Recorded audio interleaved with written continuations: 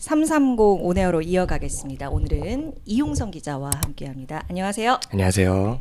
오늘은 또 ETF 시장 트렌드를 좀 살펴볼 수 있는 시간으로 마련을 해주셨나 봐요.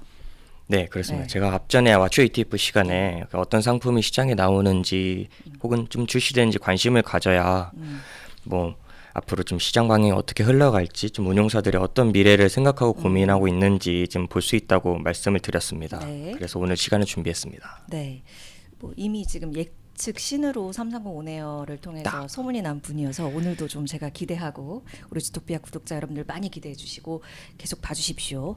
자, 일단 간밤에는 미증 씨가 오랜만에 이제 반등을 하기는 했는데 최근 들어서 이제 시장을 이렇게 바라봤을 때 변동성이 좀 크다, 걱정된다 이런 생각이 저는 좀 들더라고요.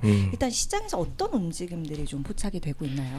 뭐 아까 앞전에 말씀하셨다시피 트럼프발 글로벌 증시가 좀 안 좋아지면서 안전자산인 금의 수요로 좀 몰리고 있어요. 예. 그래서 선물금에 투자하는 ETF는 많지만 현물에 투자하는 ETF는 국내 유일하게 이제 한국투자신탁운용의 에이스 KRX 금연물 ETF가 예. 유일한데요. 제가 찾아보니까 12월 말에는 6천억 원 수준이었는데 그 순자산이 예. 2월 달에 1조 원을 돌파했더라고요. 이렇게 단시간 안에 이렇게 급증을 한 네. 모습입니다. 네. 그래서 최근에는 뭐 언론 보도도 나왔는데요. 뭐 국내 금 시세가 뭐 최근 김치 프리미엄이 꼈다. 혹은 뭐 국제 금 가격과 괴리가 벌어지면서 최근에 지금 국내 금 가격이 폭락하기도 했다. 뭐 이런 뉴스가 들려왔는데 네. 그래서 뭐 KRX 금연물보다는 금 선물이나 뭐 국제 금 현물 투자 대상으로 좀 자산을 교체해야 된다 이런 말이 맞지만 좌우지간 결론은 금에 대한 수요는 역시 여전히 견고한 수준이거든요. 네. 그래서 잠깐 팁 언급하자면은 네. 금연물 ETF는 이제 실제 금을 보유한 꼴이 되면서 네. 장기 보유 시 뭐 비용이 발생하진 않지만 상대적으로 좀 적게 발생하지만 선물금은 좀 롤오버 비용이 발생하면서 투자보다는 보통 해지용으로 많이 쓰이곤 합니다. 요 롤오버 비용이라는 거는 이제 만기 때 네, 맞습니다. 뭔가 다시 말씀 이어주시죠. 예.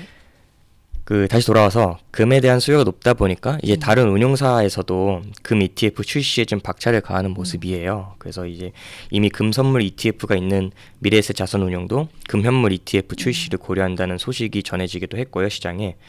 그리고 조만간 이제 신한자산운용에서는 금 현물에 커버드콜 전략을 가미한 그 솔 골드 커버드콜 액티브를 상장한다고 합니다. 아, 그렇군요. 연간 약 4% 배당을 추구하고요. 보통 금 현물 ETF에는 이자가 붙지 않는데 여기에 커버드콜 전략을 더하면서 금 투자의 배당까지 받을 수 있는 그런 새로운 ETF입니다. 그리고 신한자산운용에서 최근 주요하게 좀 밀고 있는 ETF이기도 하고요. 그렇군요. 여전히 그러니까 금에 대한 수요는 이어지고 있고 강하다 이렇게 좀 볼 수 있는 내용이었는데 그래서 저는 많이 이제 오른 것 같은데 지금 너무 늦은 거 아닐까 이렇게 생각이 들던데 어떻게 보세요, 이용성 기자는? 저는 개인적으로는 계속 모아가는 있습니다. 네. 그래서 여전히 금에 대한 수요는 견조할 것으로 보인다는 것이 저뿐만 아니라 증권가의 견해인데요. 예.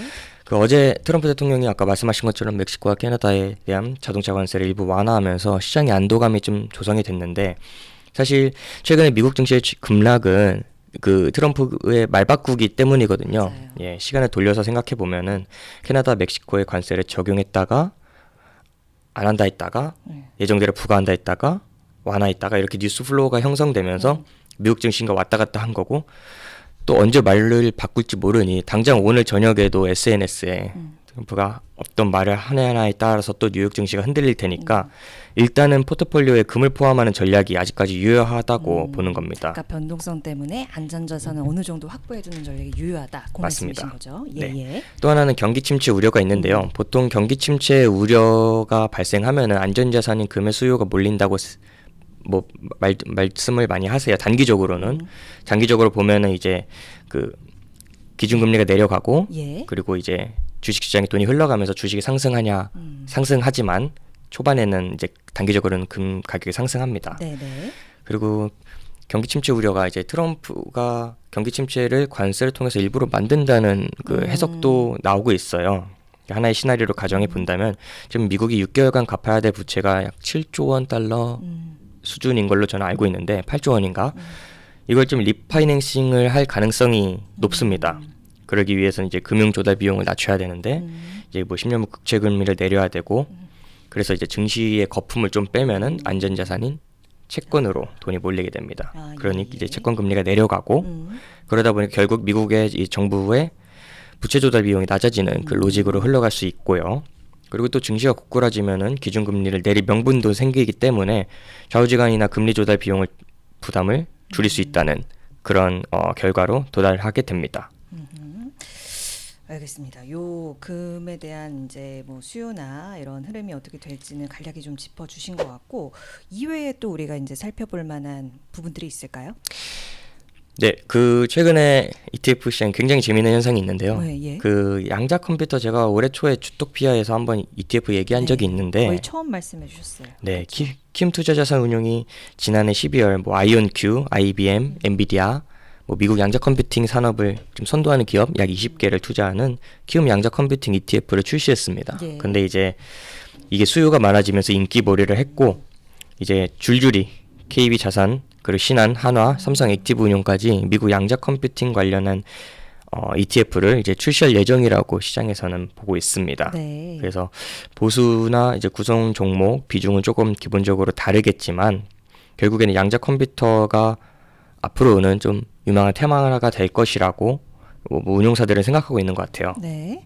그 테마가 언제 뜰지 모르니까 운용사 입장에서는 ETF를 미리 리스트업을 해놔야 하거든요. 네. 사실 그 출시하기까지는 시간이 조금 걸리기 때문에 수개월 정도가 걸리기 때문에 그 일단 앞으로 어떤 테마가 유망할 것인가 미리 선점을 해놓고 네. 만들어 놔야지 이제 물 들어올 때 제때 노를 저을 수가 있거든요. 자금이 들어오면서. 네. 그런 차원에서 본다면은 이제 운용사들이 양자 컴퓨팅 ETF를 이제 시장에 내놓는다는 것은 앞으로 양자 컴퓨터의 산업이 조금 주목을 받을 것이고 그를 대비해서 미리 시장에 진열해 놓고 있다고 보시면 될 것 같습니다. 네. 알겠습니다. 그리고 네. 좀 짧은가요? 해주시죠. 아니요, 지금 더 해주셔도 돼요. 충분히. 예. 그리고 저번에 삼성전자 질문을 해주셔가지고 그 구독자분 질문 답해 주시려고요. 네, 그래서 야. 제가 그때 갤럭시 울트라 판매량이 좀 높고 메모리 재고 건전화가 좀 시작됐다 이런 얘기를 했는데 네. 제가 다시 돌려보니까 좀 더 덧붙이는 게 나을 것 같아가지고요. 네. 말씀 주십시오. 지금 현 시점에 또 이제 또 덧붙여 주실 말씀이 어떤 것인지 궁금하네요. 네, 그리고 물론 이번 갤럭시 시리즈가 뭐 역대 최다 100만 대 최소 기간에 100만 대 이상을 좀 판매했다고 사전 판매 나왔지만 그거 외에도 범용 메모리 반도체 재고 건전화가 좀 시작된다고 지금 증권가에서는 보고 있어요. 그리고 제가 이게 매수 매도를 권하는 건 아니지만 예. 제 개인적인 생각을 덧붙여 말씀드리자면은 여러 가지 투자 판단하는 데 있어서 요소가 있을 거 아닙니까? 네. 삼성전자 PBR이 오늘 들어오기 전에 봤는데 0.93배 수준이거든요. 굉장히 괜찮은 수준이죠. 그리고 그 증권가에서 걱정하시는 게 중국의 창신 메모리라는 뭐 반도체 비메모리든 메모리든 반도체가 밀고 들어오면은 좀 삼성전자가 힘들지 않을까라고 좀 예측을 했는데 최근에 트럼프발 글로벌 뉴스 흐름을 보면은 트럼프 시대 속에서 중국산 반도체 제품이 적어도 트럼프 시대 속에서는 좀 큰 역할을 할 수 있을지 개인적으로 의문이 들긴 합니다. 비메모리든 메모리든 그리고 이제 아직 작년에 뭐 엔비디아 HBM 공급 호재 관련해서 뭐 가짜 뉴스 아니 뭐 그런 얘기가 나왔었는데 아직 공급 호재도 남아 있고요. 그리고 수급적인 측면에서 보면은 국민연금이 삼성전자를 계속 매수를 하고 있고요. 그리고 지금 방산과 조선이 지금 뉴스에 계속 도배가 되고 잘 나가고 있는데 반도체는 시장이 지금 외면하고 있습니다. 그래서 한번 차트를 보시게 되면은 네. 네, 화면을 통해서 한번 보도록 하겠습니다. 네네. 예. 제가 차트를 맹신하는 건 아니지만 네. 보자면 제가 얼마 전에 엔비디아가 8% 넘게 좀 연이트 급락을 했어요. 그래서 이제 미국 반도체 관련주들이 급락하면 삼성전자도 어김없이 급락을 했으니까 미국 반도체 관련주가 급락하고 나서 삼성전자가 좀 어떻게 될지 좀 살펴봤는데요. 막 그렇게 하방이 떨어지지 않았어요. 하방이 좀 견고한 모습을 보였고요. 예. 그래서 혹시 더 떨어질 곳이 없는 게 아닌가라는 생각을 하게 됐습니다. 그리고 증권가에서 제가 귀띔을 다수의 애널리스트 분께 들었는데요. 예. 이 11월 14일 보면은 49,900원이잖아요. 예. 요게 좀 그 심리적 그 저항선이라고 저점이라고 판단을 하고 계세요. 예. 그러니까 이거 찍고 바로 싹 올라왔거든요. 네. 싹. 그래서 아마 이쯤이면은 괜찮지 않을까라는 생각을 했고요. 지금 보시면은 가격적으로도, 예. 지금 일봉인데 네. 저점을 계속 높여지고 있는 모습이죠. 저점이 계속 높아지고 있고 그리고 주봉으로 한번 보시면은 지금 좀 복잡한데 네. 물론 일목균형표 뭐 구름대 밑에 있지만은 네. 저 하늘색 선이 볼린저 밴드거든요. 예. 볼린저 밴드 하단에 잘 닿아 있고요.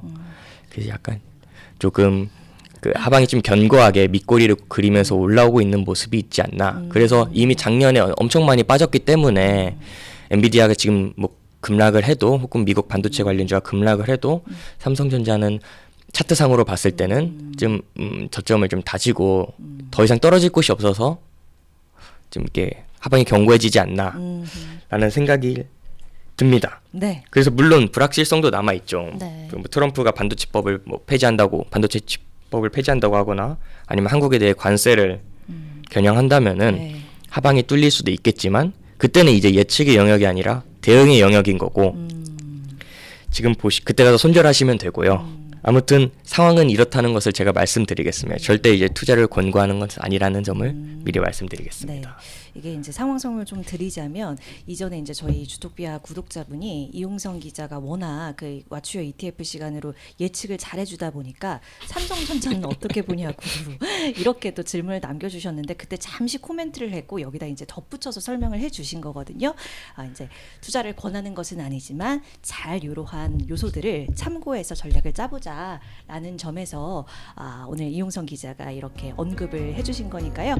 잘 참고해 보시면 좋을 것 같습니다. 오늘 이용성 기자와 함께했습니다. 고맙습니다. 감사합니다.